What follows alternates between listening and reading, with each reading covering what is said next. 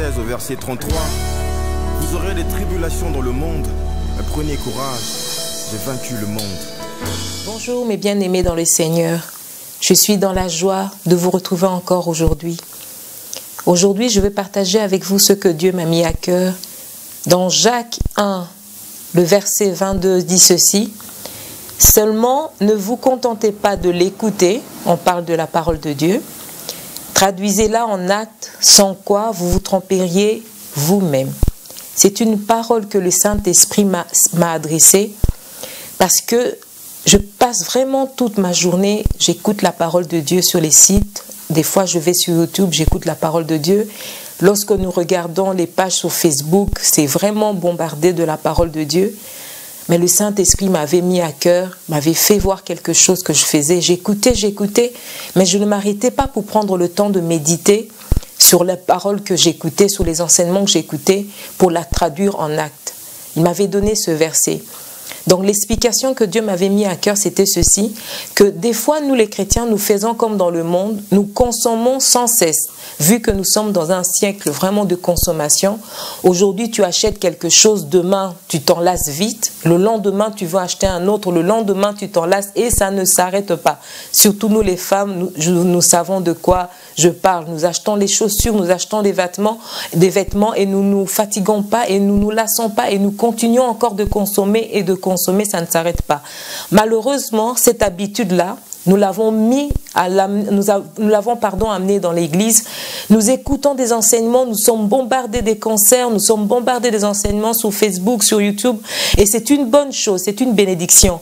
Mais est-ce que nous prenons le temps de nous arrêter, de réfléchir, de méditer dessus et de la mettre en pratique? C'est là vraiment ce que je nous interpelle aujourd'hui. Est-ce que vous vous arrêtez un moment pour méditer ce que vous avez écouté, ce que vous avez vu, ce que vous avez médité? Et ou bien vous faites les choses juste par consommation, vous consommez et ça ne s'arrête pas. La parole de Dieu est bien claire là-dessus. Il dit ceci, seulement ne vous contentez pas de l'écouter. Ne vous contentez pas d'écouter la parole de Dieu, mais traduisez-la en actes, sans quoi vous vous tromperiez vous-même. Sinon, ça ne servirait à rien d'écouter tous les enseignements possibles, toutes les prédications. Lorsque vous entendez qu'un serviteur de Dieu puissant va venir et on va vite le voir. Lorsqu'on entend un autre prophète qui va venir, on court le voir. Mais est-ce que vous vous arrêtez pour vous dire, est-ce que je médite sur ces paroles? Est-ce que je mets ces paroles en pratique? Est-ce que quelque chose a changé dans ma vie? C'est ça le but de vraiment écouter la parole de Dieu. C'est une bénédiction. Je ne dis pas que c'est mauvais d'être béni par les serviteurs, d'écouter les enseignements, d'aller sur des sites, écouter sans cesse les enseignements. Nous sommes vraiment bénis et je glorifie Dieu pour les sites que nous avons aujourd'hui dans la francophonie, d'écouter, d'avoir la facilité d'écouter les serviteurs de Dieu puissants, des serviteurs qui nous bénissent par la parole de Dieu. Mais comme le Saint-Esprit m'a interpellé, je nous interpelle encore aujourd'hui. Est-ce que nous nous arrêtons pour mettre la parole de Dieu en pratique? Ou bien nous faisons la même chose comme dans le monde, nous consommons sans arrêt, nous consommons et nous devenons des obèses spirituellement, sans bouger, sans mettre la parole de Dieu en pratique.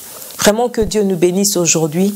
Pose-toi la question, Seigneur, est-ce que vraiment quelque chose change dans ma vie? Est-ce que je suis en train de traduire ces paroles en actes? Est-ce que je suis en train de changer? Est-ce que ma vie, lorsque j'écoute les enseignements, lorsque je cours après les prophètes, lorsque je cours après les serviteurs de Dieu, est-ce que quelque chose est en train de changer dans ma vie?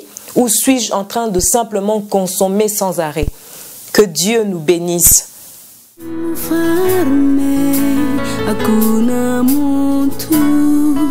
Hakuna mtu anaweza